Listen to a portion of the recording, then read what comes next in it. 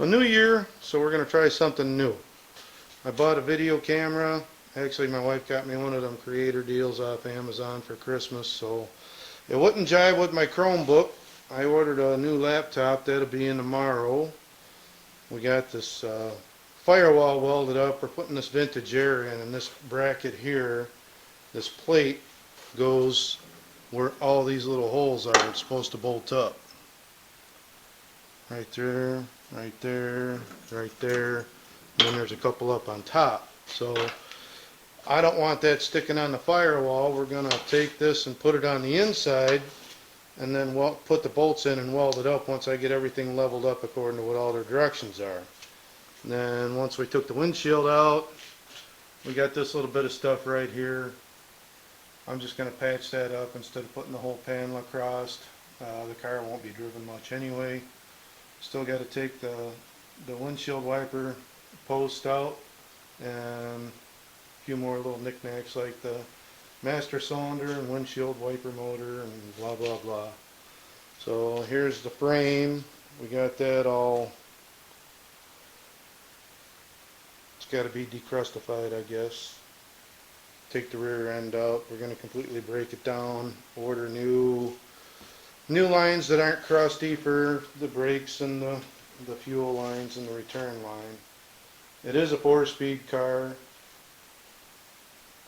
That's a 69 motor. It's a 68 car. It's got peanut heads on it. We're gonna, all new bushings for the front end are all here. And today I'm gonna get the front end and the core support off. When we pull the motor, we're gonna pull it with the headers on there. And then once it's on the stand, it'll be a little easier to get to them instead of fighting with all this suspension stuff. And right here I got a bad crankshaft that needs ground. It's 10 under now, it's going to go 20 under. And this was a supposed rebuilt motor I got for my wife's Trans Am. And as you can see, there's all kinds of copper showing on the mains. The motor was peppered. You can see where the bearings were getting pushed around. None of them were, the only one that was probably torqued to spec was the rear main bearings. Those go 120 and then the mains go 90, and they broke pretty easy. 6 of the rods come off with just being able to take your fingers and pop them off without tapping them with a hammer. And there's the reman sticker on it. Where'd it go? There it is. It was rebuilt in St. Louis at some point. I bought it off a guy at work, and he was unaware of it because it was running good when he bought it, and he just bought it and stuck it in his barn for a Firebird that he had. And let's see, it is 30 over. I don't know, you can't see it yet. I'll clean the pistons up in another video. But I've got some eagle rods for it. We'll get the crank redone. You can see all the scoring and stuff in there. In that bearing anyway. Right there.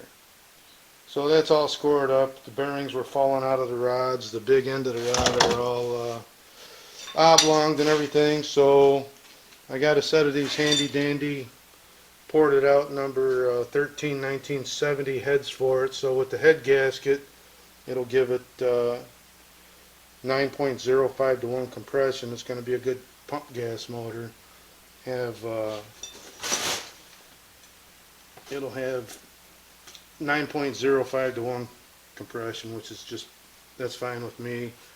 Got the Manley valves that came with them. They're all cleaned up. And these heads will be getting machined for Viton seals and a new valve job, and they'll be ready to go on. And then over here in this great big mess, we're hauling all the parts that have been accumulating out of this car out of here today and tomorrow. I'll have some room to work. But this is a 78 Dodge Truck that we cut part of this front floor pan out, and we got to get it fit in there. It is fit. It's just a matter of grinding, but we're cutting all the rust out of the inner rocker panel here and going to weld a new piece in there. It's got to go all the way back. As you can see, I still got more stuff to pull apart. I don't do this full time. I work full time on a national railroad, and we'll cut you back in later.